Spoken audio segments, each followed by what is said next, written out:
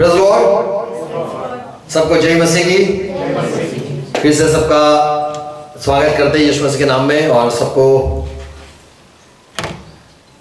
प्रभु आशीष दे, अनुग्रह दे। आओ प्रार्थना करिए। हम आंखों को बंद करेंगे, अपने सर को झुकाएंगे, पिता यीशु मसीह के नाम में झुकते हैं और सारे बातों के लिए धन्यवाद करते हैं। प्रभु फिर से आपने हमें इकट्ठा किया, फिर से अनुग्रह दिया, आपके वचन सुनने के लिए फिर से इकट्ठा किया है। धन्यवाद। प्रार्थना है प्रभु हमें आशीष दो। प्रभु आपके वचन जब हम पढ़ते सुनते, हर एक के लिए मैं अनुग्रह मांगता हूँ, हर एक बातों के लिए अनुग्रह चाहते हैं। हमें आशीष दो प्रभु, सुनने वाले मेरे भाई बहनों को आशीष दो। पिता यीशु मसीह के नाम में सुनो, आमीन।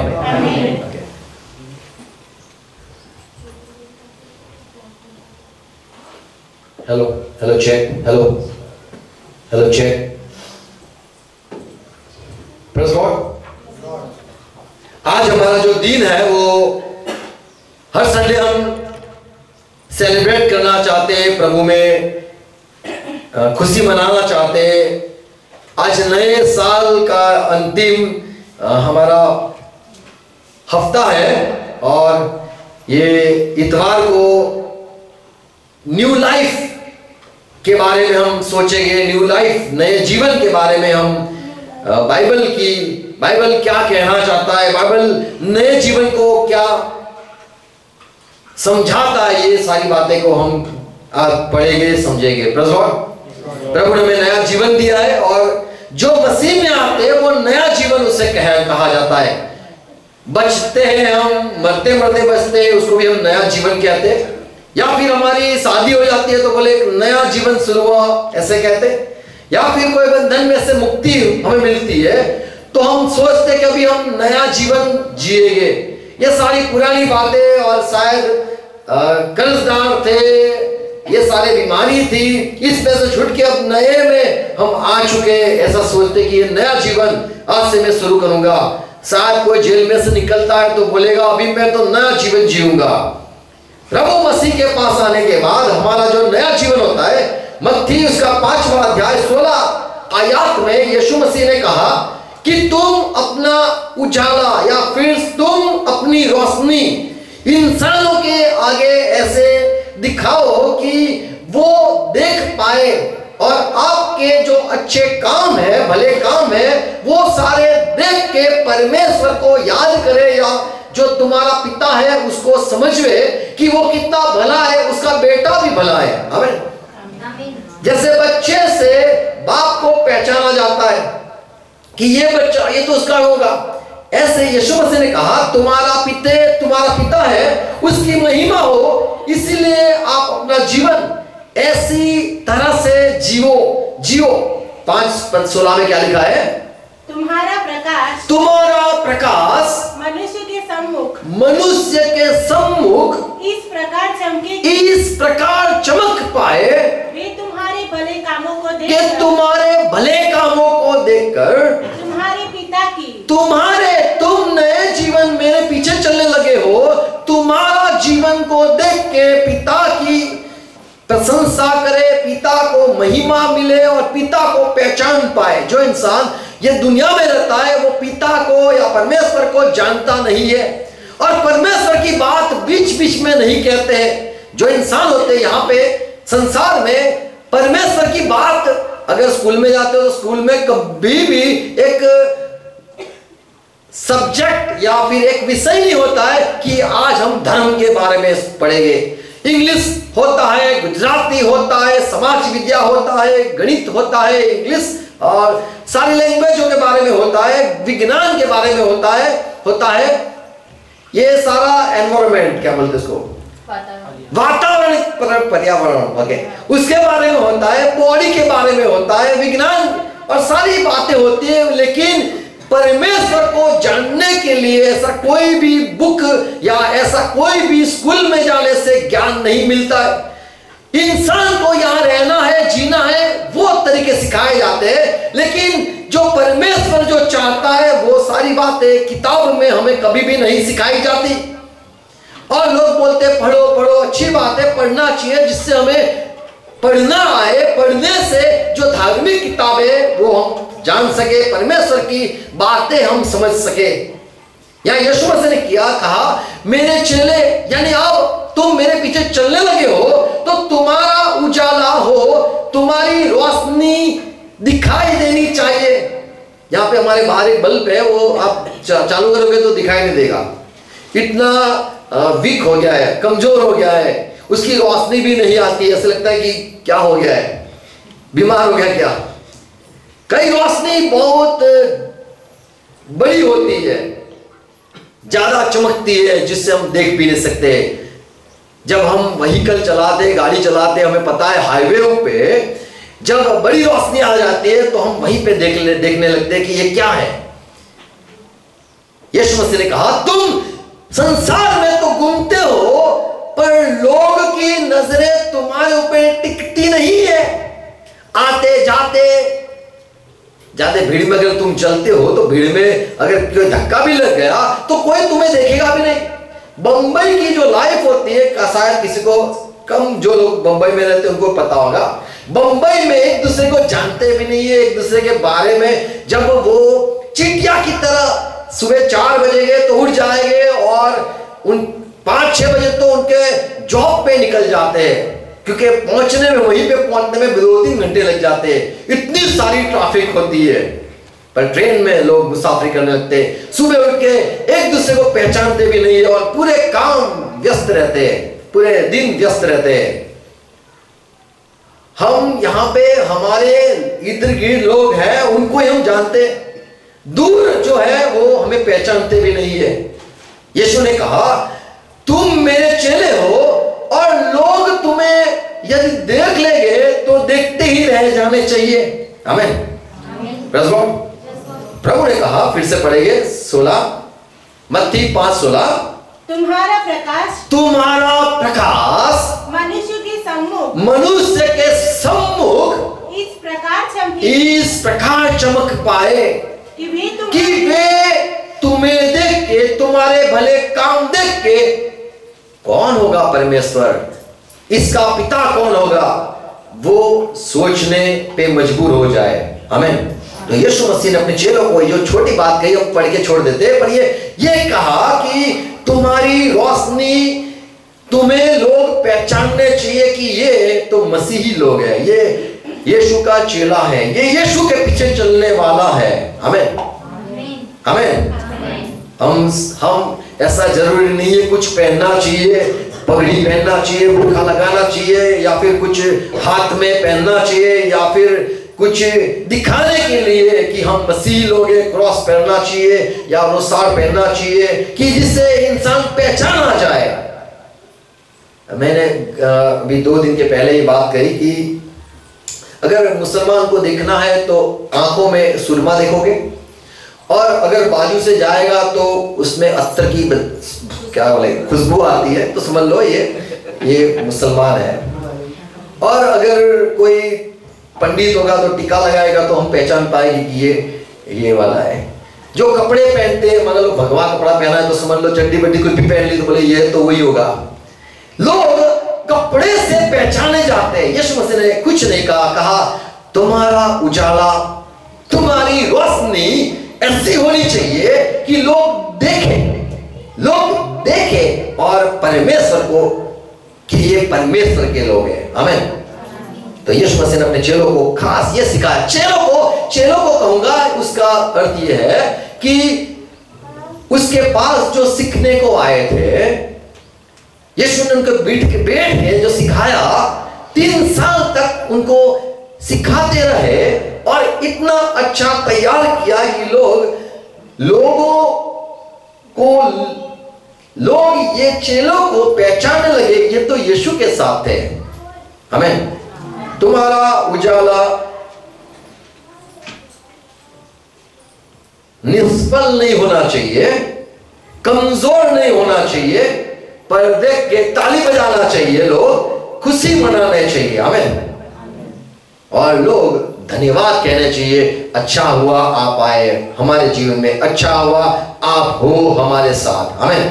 हमारा जीवन ये होना चाहिए। Praise God. ये यीशु मसीह ने अपने चेलों को सिखाया। मत्ती 13 अध्याय उसका 43 हिंदी में भी 43 कहेंगे 43 कया ऑफिस तो तया आवजे तया ऑफिस त्या ऑफिस तो त्या आई त्या 43 ये हिंदी भी अच्छी भाषा है। अच्छा छोटे थे तो बोलते थे माँ माँ बाबा, वो बहुत अच्छा था। अभी नए नए से 43 तो यहाँ 43 में लिखा है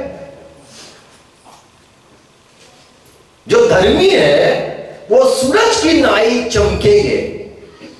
हमें तो हमारा उजाला सूरज की नाई होना चाहिए।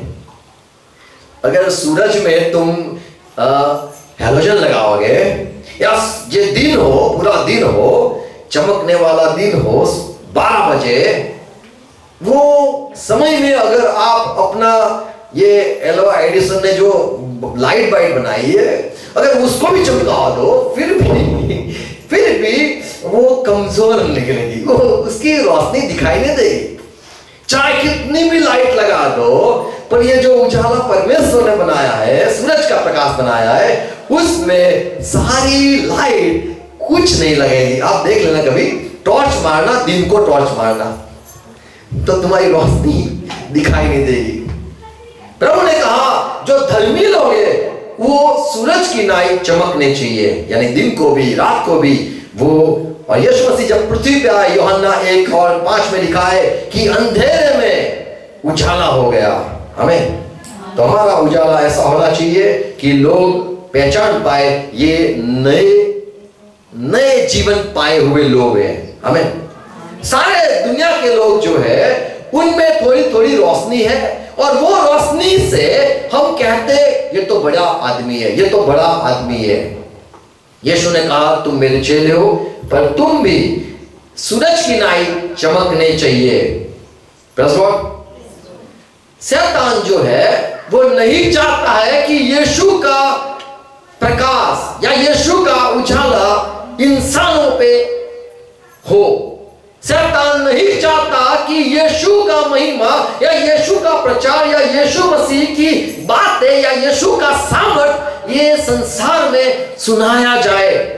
दूसरा कुरिन्थी 4:4 में लिखा है कि ये दुनिया का जो राजा है शैतान सारे लोगों को अंधा कर दिया है, जिससे जो लोग विश्वास नहीं करते हैं उन पे हुकूमत करे और जो परमेश्वर को नहीं जानते हैं वो अंधेरे में ही रहे।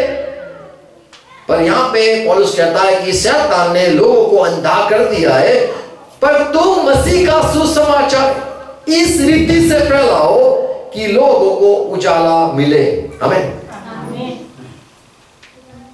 यहां लिखा है 4 अध्याय उसकी 4 आयत, उन अविश्वासियों की बुद्धि, उन अविश्वासी यानी जो परमेश्वर को नहीं मानते हैं, उस बुद्धि को, उनकी बुद्धि को इस संसार के ईश्वर ने, इस संसार के ईश्वर ने, ये संसार का भी ईश्वर है बाइबल कहता है, बाकी दुनिया में एक ही ईश्वर है। दुनिया के लोग जो सिखाते एक ही परमेश्वर है, पर यहाँ बाइबल ये कहता है कि ये संसार का भी एक अलग परमेश्वर है। वो ईश्वर ने अंधा कर दिया, ये संसार के परमेश्वर ने, ये संसार के ईश्वर ने ये लोगों को अंधा कर दिया है कि वे परमेश्वर के प्रतिरूप, कि वे परमेश्वर के प्रतिरूप यानी परमेश्वर के रूप को पहचान न पाए, देख न पाए, समझ न पाए, ग्रहण न कर पाए। तो यहां पे एक है जो संसार का परमेश्वर, संसार का ईश्वर वो शैतान है, और उसने लोगों को अंधा करके रखा है, जिससे जो यीशु मसीह ने अपने चेलों को कहा तुम रोशनी हो, तुम उजाला हो, तुम सूरज की नाई चमकने चाहिए, हाँ चमकने चाहिए, पर संसार के जो ईश्वर है उसने लोगों को अंधा कर दिया है, जिससे लोग उजाले को देख ही न सके। और यीशु ने कहा तुम अपनी रोशनी दिखाते रहना, अपने भले काम से दिखाते रहना। Praise God. जब यीशु मसीह ये दुनिया में था तब उसने ऐसे बड़े बड़े काम किए हैं। और जब एक औरत का एक बच्चा था, वो मर गया था जवान, और माँ रो रही थी, तब यीशु ने कहा माँ तू मत रो। और उसने जो कंधे पे ले जाते थे वो लाश को उसने छू लिया और उसको जीवित कर दिया, और वो जवान को कहा तू उठ जा। और सारे लोग बड़ी तारीफ करने लगे और कहने लगे कि परमेश्वर ने हमारे पे अनुग्रह किया और नबी को भेजा है। तो यीशु मसीह ने वहां गए तो सब लोग रोते, तो यीशु मसीह भी वहां रोने नहीं बैठे, लेकिन वो औरत को परमेश्वर का सामर्थ्य दिखाया हमें। तो लोगों जो भीड़ थी वो पहचान गए कि और परमेश्वर की तारीफ करने लगे हमें। यीशु मसीह के भले काम के लिए परमेश्वर की तारीफ की। जब कोई फंसा हुआ होता है और हम बोलते चिंता नहीं करो, आप प्रभु पे भरोसा करो, तो वो इंसान को हौसला मिलता है, बल मिलता है। और सिर्फ हमें बोलना नहीं है पर उनके लिए काम भी करना है हमें। Praise God. तो जो नया जीवन है उसमें मैं 7 बात बताऊंगा बहुत जल्दी से। नया जीवन हम पाए हुए, हम मानते हैं कि हमने यीशु मसीह के पीछे चलने की जो शुरुआत की है वही नया जीवन है। और यीशु मसीह के पीछे चलना है और वो जो कहता है वो करना है। तो क्या करना है? पहली बात जैसे लिखा है रोमन के पत्री उसका 12वां अध्याय 2 आयत में, तुम ये संसार से अलग हो जाओ। संसार में पहले जो जीते थे, संसार में जो पहले रहते थे, जो पहनते थे, जो सोचते थे, वो सारा जीवन बदल जाना चाहिए। क्या बदलना चाहिए? तो आपका बोलना बदलना चाहिए।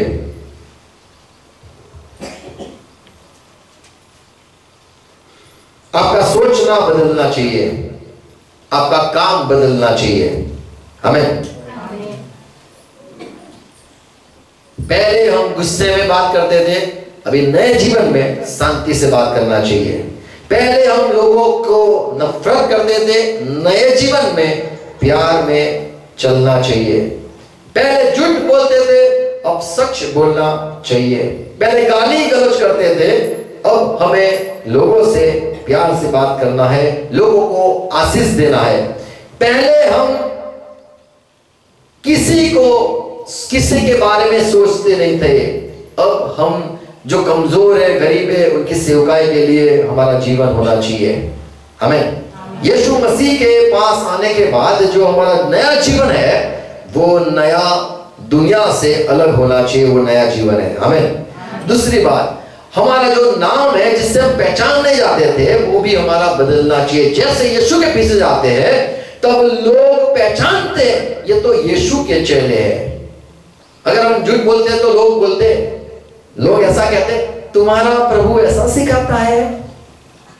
ऐसा हमने सुना है ऐसे कि क्या यीशु मसीह ने ऐसा सिखाया है क्या? झूठ बोलना, गुस्सा करना, दिल में रखना और नफरत करना, क्या ये यीशु ने सिखाया? तो हम कहेंगे ना, ये नहीं सिखाया है। नए जीवन में हमारा नया नाम होना चाहिए कि नहीं वो नहीं रहे। पहले बहुत मारते थे, पहले तो गुंडा थे, पहले तो ये करते थे, नहीं अभी तो छोड़ दिया उन लोग ने, इन्हें भाई ने छोड़ दिया। तो ये हमारा नाम होना चाहिए। पहले था दादा, अभी होना चाहिए भी दादा।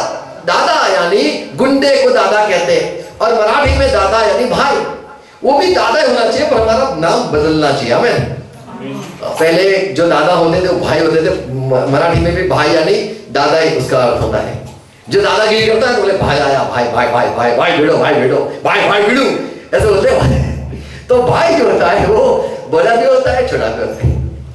यूहन्ना 13 अध्याय का 35 में यीशु मसीह ने कहा तुम मेरे चेलों एक दूसरे से प्यार करो जिसे संसार जानेंगे ये तो प्यार में चलने वाले लोग हैं हमें, और आपको पहचानेंगे।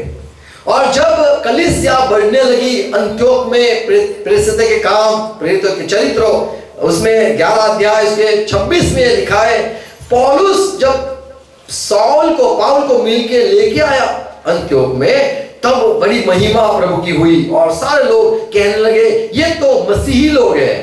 तो उनको जो साउल था, पुराना नाम था, बदल दिया और पाउल हो गया। तो जो हमारा नाम है कि भाई आपका जो कुछ नाम है, नाम बदलता है। मसीह में आने के बाद आपका नाम बदल जाता है। आमीन। अगर आपका नाम हो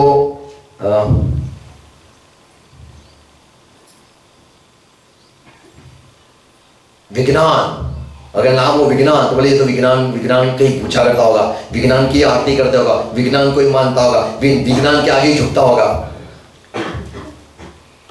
मसीह में आने के बाद आपका नाम ज्ञान होना चाहिए। हमें ये तो ज्ञान है भाई, ज्ञान परमेश्वर का ज्ञान। हमें जो नाम होता है उससे लोग पहचाने जाते हैं कि ये यहाँ का है, ये वहां का है।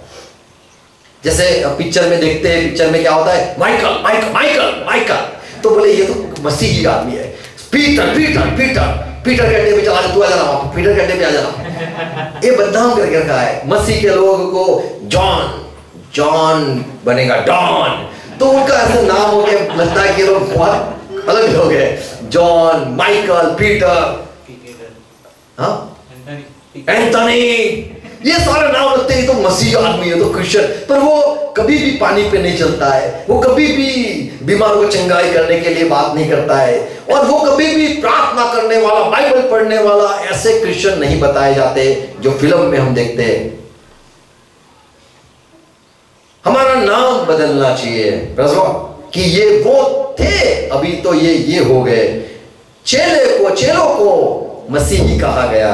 हमें और प्रभु ने कहा, यूहन्ना मत्ती 5:9 में कहा कि आप शांति कराते हो, मेल कराते हो, झगड़ा होता है वहां शांति करवाते हो, तो आप परमेश्वर के बच्चे हो। हमें और यदि तुम्हारा मेरे नाम की खातिर, मेरे पीछे चलने की खातिर सताव होता है, तो तुम्हें धन्य है, आकाश में बड़ा प्रतिफल है। ये मसीह का नाम तुमसे जुड़ा हुआ है। जैसा इंसान यीशु के साथ जुड़ता है, वहीं पे उसका नाम बदला जाता है। जैसे शादी होती है तो तुम्हारी जो अटक होती है, सरनेम होता है, बदल जाता है। मसीह में आने के बाद तुम मसीह के नाम से पहचाने जाते हो। इसलिए पतरस कहता है, यदि मसीह के नाम के लिए तुम्हारा सताव होता है, मसीह होने के लिए सताव होता है, तो परमेश्वर का आत्मा तुम्हारे पे रहता है। हमें और बाइबल में लिखा है यशाया में 65 अध्याय 15वें आयत में कि मेरे लोगों, मेरे जो चेले या मेरे जो लोग हैं, मेरे जो सेवक है, उनका नाम को मैं बदल दूंगा। कल ही मुझे फोन आया, बोले मुझे एक नाम दो। देखो बाइबल में देखते वो बैठ बना, अच्छा तो मुझे नाम दो, मुझे नाम दो। अरे अच्छा है, दुनिया में जो कुछ नाम है हमारा, पर प्रभु यहाँ पे लिखा है कि अपने लोगों को नाम देता है। प्रभु और प्रकाशित वाक्य 2:17 में लिखा है, नए जन्म होता है, नई शुरुआत होती है, या फिर नया हम नए कुटुंब में हमारा जब स्वागत होता है, परमेश्वर के कुटुंब में, परमेश्वर के कुटुंब को हम देखेंगे, परिवार में जब हमारा रिश्ता होता है, वहां पे हमारा एक नया नाम होता है। और यीशु मसीह ने कहा कि जो जीतता है संसार में, जब जय पाता है, उसको मैं एक नाम दूंगा। हमें तो तुम्हारा नाम बदलना ही चाहिए। एक बहन है, उनका नाम उन्हें लव क्रिश्चियन कर दिया। वो पीपी था नाम उनका, वो पीपी से हम भी फैक अकाउंट बनाते रहते हैं यहाँ पे, तो संभालना कोई पूरी रात बात करते रहेंगे, फिर पता लगेगा तो मेरा दोस्त है। एक ऐसा भी किस्सा था, बाप बहुत खुश होके मिलने गया, फिर पता चला उसके बेटे बोला मैं था वो। पापा मैं था, तुम मुझे क्यों मैसेज करते थे? क्या संभालना है, किसी के साथ बात नहीं करना है, देखे बिना। हमारा नाम बदल जाता है जब मसीह में आते हैं। हमें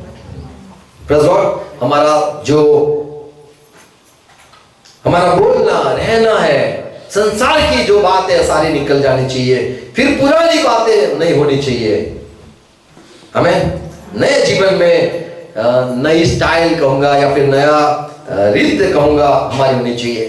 भाई पौलुस पीटर ये कहता है, पहला पत्रस 3:3 समझना है क्या लिखा है। यहां लिखा है, तुम्हारी जो सुंदरता है, बाहर की जो पहनना है, कपड़े पहनना है, श्रृंगार लगाना है, बाल बनाना है, फिर कुछ भी है, नथनी होती या फिर कुछ भी कान का या सोने का पहनना, ये सारी जो बात है उससे लोग तुम्हें देखते हैं और पहचानते।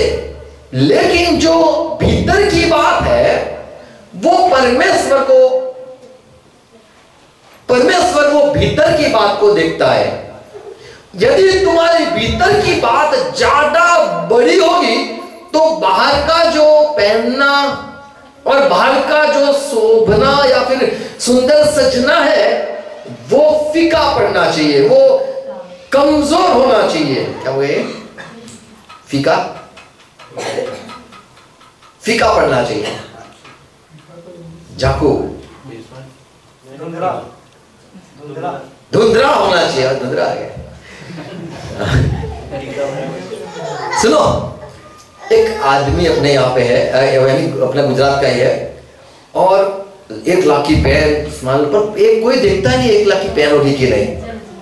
बड़े बड़े सूट बूट होते, लाखों के होते, पर कोई देखने नहीं जाता है। आदमी तो बोले वही है, ये अपना गुजरात का ही है।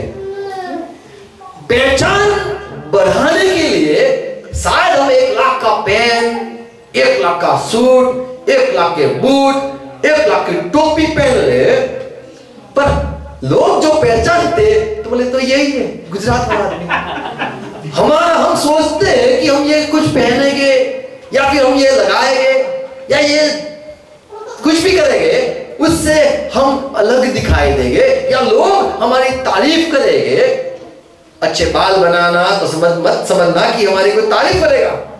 हाँ, जो इंसान हमें अंदर से देख नहीं सकता है, या वो रोशनी जो ज्यादा है भीतर में जो ज्यादा है, अगर उसका परिचय, उसकी सामर्थ्य को वो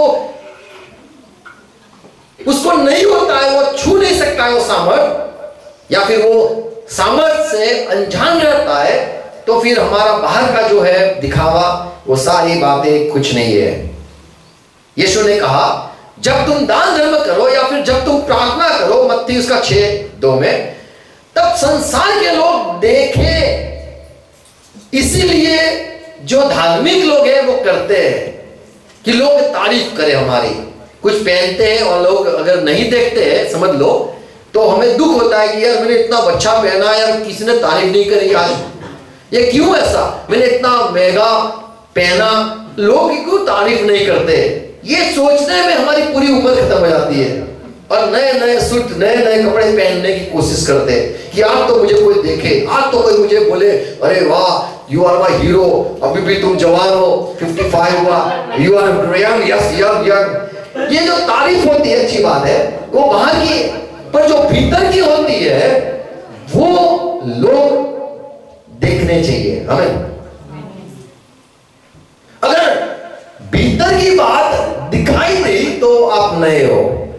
हमें नया जन्म पाया हुआ या नया जीवन में चलने वाला वो सबसे अलग होता है, क्योंकि वो चाहे कपड़े पहने न पहने उसको लोग देख ही लेते हैं। हमें जब मैराथन या फिर कोई रेस या फिर ऐसा कुछ होता है, बंबई में सब लोग दौड़ने के लिए जाते हैं, तब जो बड़ा मालदार आदमी है वो भी दौड़ने जाता है चड्डा पहन के, वो भी वहां पे सबके साथ खड़ा रहता है, पर लोग जानते हैं कि ये भले चड्डा पहना है आज ये साहब ने, पर वो तो भाई अंबानी है, वो सबके साथ बोले चलो अपना आदमी सब साथ में। हजारों की भीड़ होती है दौड़ने के लिए, पर कुछ भी पहने ना पहने इंसान को पहचानते। तो ऐसा हमारा जो भीतर है वो पहचाना चाहिए, वो उससे लोग हमें पहचानने चाहिए, वो बातें असर करनी चाहिए। कुछ अपने नया कपड़े नहीं पहने हो फिर भी वो आपको पहचान ले कि ये तो बड़ा आदमी है। हमें तो इसलिए पत्रस कहता है, पहला पत्रस 3:3, You do not need to prepare your hair in an expensive way। ऐसा है कि अपने बालों को बनाने के लिए पार्लर के 2 घंटे गुस्सा अंदर डालो और 200, 300, 500 रुपए का मेकअप करवाओ। पाउडर इतना ही जाता है, पर पूरा बोले रुको रुको, फिर ऐसा देखेगी, वो दूर जाएगी, फिर वापस मेकअप दिखाएगी, फिर ऐसा करेगी, फिर ऐसा करेगी, रुक जाओ डेकोरेशन अच्छा डेकोरेशन बोले तुम ज्यादा खर्चा मत करो ये सारी बातों को सजाने में, ऐसा कहना चाहता है ये।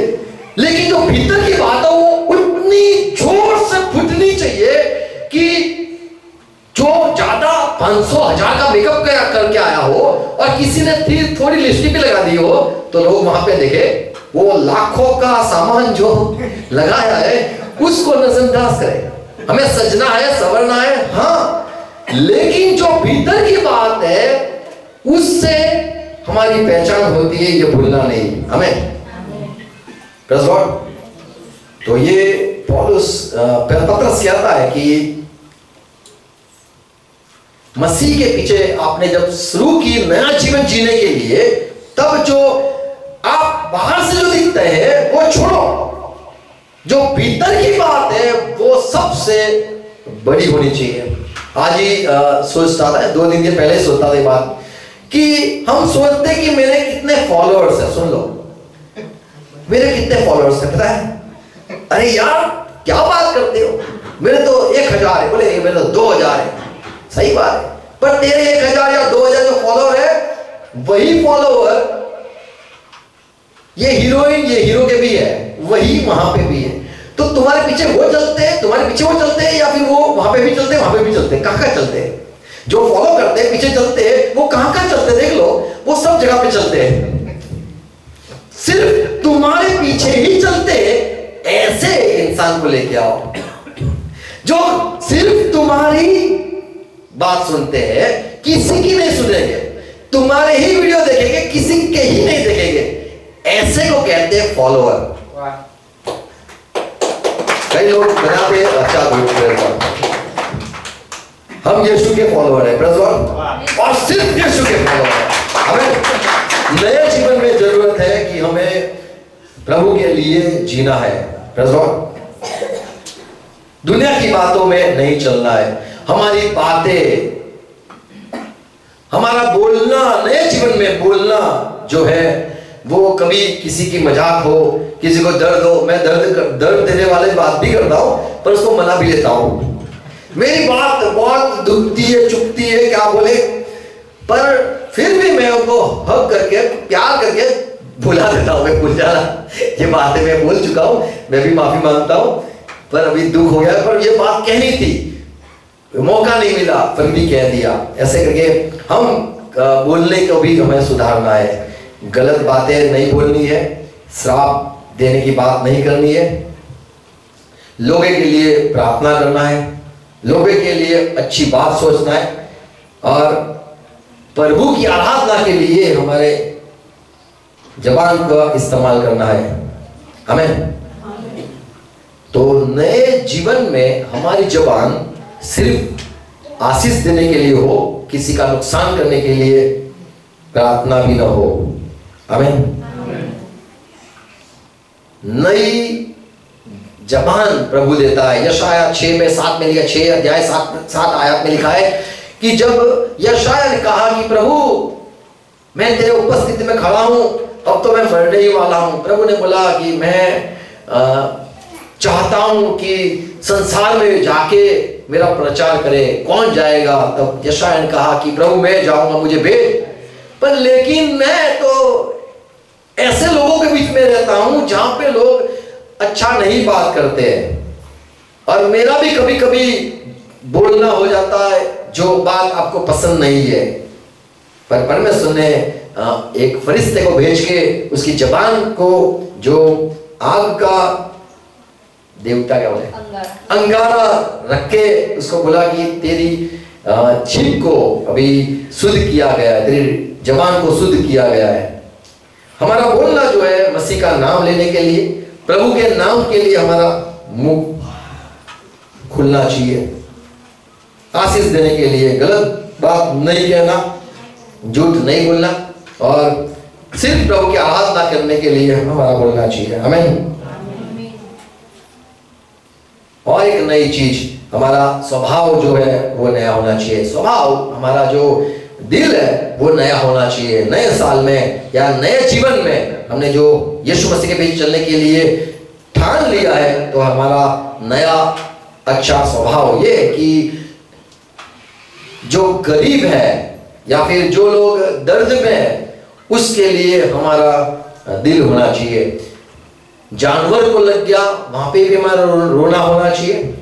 और इंसान की जो हालत है उसको भी देख के हमारा दिल रोना चाहिए। पौलुस कहता है एफएससी 4:22 और 24 में, 4 अध्याय 22-24 में, तुम्हारा जो पुराना स्वभाव है वो निकाल दो और नई रीति से नए हो जाओ, सोच में नए हो जाओ। और परमेश्वर ने आपके लिए जो सोचा है कि ऐसे आप होने चाहिए, वैसे हो जाओ। हमें और अंतिम बात, आपका जो प्रभु के पीछे चलना है नए जीवन में, आपका गोल, आपका मिशन या कहेंगे आपका जो लक्ष्य है वो बदलना चाहिए।